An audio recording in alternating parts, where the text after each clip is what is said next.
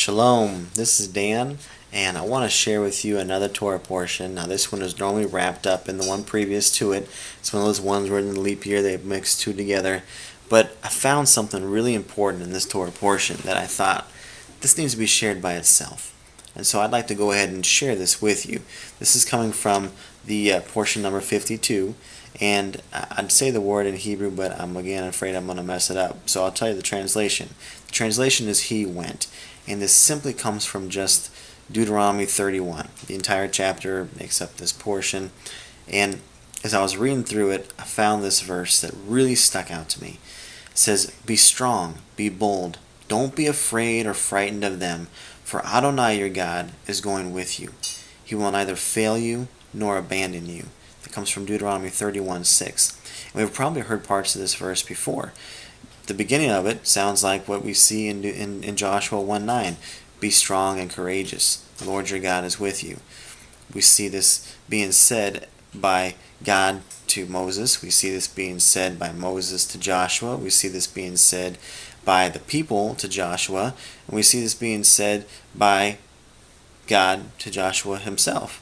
So we see this in the course of Deuteronomy 31 all the way through the beginning parts of Joshua. We see this same verse being said 4 or 5 different times.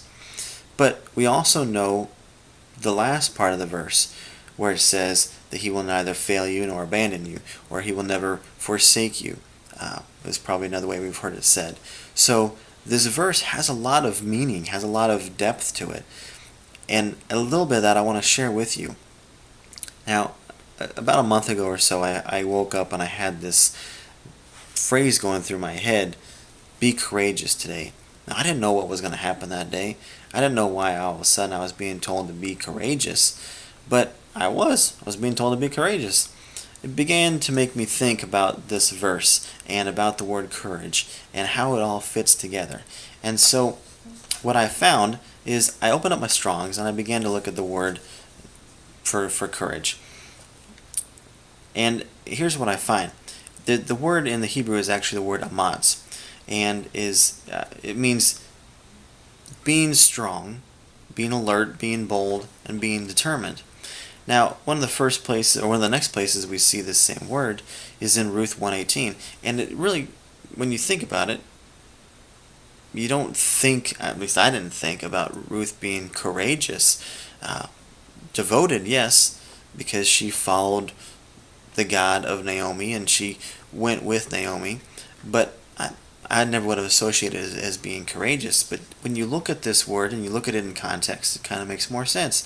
Here's where I'm looking at. Ruth 1:18, it says that when Naomi realized Ruth was amatz to going with her, she stopped urging. So we see this where Naomi, if you remember the story, she's saying, Ruth, you go back to your own hometown. You go marry a boy out there. And Ruth says, no, I'm going to go where you go. I'm going to follow your God. Your people will be my people. Your God will be my God.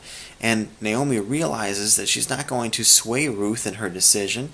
So here's what we say. When Naomi realized that Ruth was amatz, when Ruth was strong, when Ruth was alert, when Ruth was bold, and when Ruth was determined to go with her, she stopped urging her to go back home. Joshua is being told the same thing. To be determined. To be strong and determined. To be strong and alert and bold. Now, I opened up the Matthew Henry commentary and I did a little research on this as well, and I'll share this little piece here with you. Matthew Henry says this. Says he, talking about Joshua, he knew full well what a discontented people they were, talking about Israel, and how unmanageable they had been in his predecessor Moses' time. Let them therefore expect vexation from them and be of good courage. Now, I always thought in some aspects that God was, via the course of this whole verse and context, that he was kind of giving a pep talk. And yeah, while that might be true, it's more than just a pep talk. You see, God doesn't want us to be those kind of people who are weak in our thinking. and who believe that nothing good can happen, or that we're always going to lose. God wants us to be those who are strong in Him, and who are determined in Him, and who are standing on the boldness of Him. But let me tell you about this also. Again, as we see in the end of the verse, it says, For he will neither fail you nor abandon you. God wants us to know that if we step out in that determination and that boldness in Him and in what He's saying, He will not leave us or forsake us. He will not leave us sitting on a lurch. And I think that's one of the greatest things about this verse, is that we know in reading this that God is going to have our backs. We might be carrying a shield in the front, but God has our back. So I woke up with this phrase, be courageous today.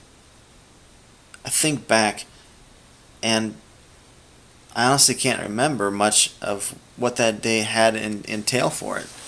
But I know that every day I'm going through these phases where life is happening, and I got the option of either going with it or being hit by it. Sometimes the best I can do is stand in the determination and the power and the strength of God and what He can do for me, and trust that He's not going to leave me alone. Sometimes that takes courage in and of itself, to know that God is there and God does have my back. And yes, it takes faith to believe this, but it takes courage as well. It takes determination to know, to make my faith feel as though everything is going to be okay. So I just wanted to share this portion with you. Again, to me it meant so much, and I just wanted to share it all by itself, and instead of merging it with the one in front. I want you to live a life today where you are bold and courageous, and know that God is right there with you. You're not on your own. Despite how it might feel, you're not on your own. Shalom.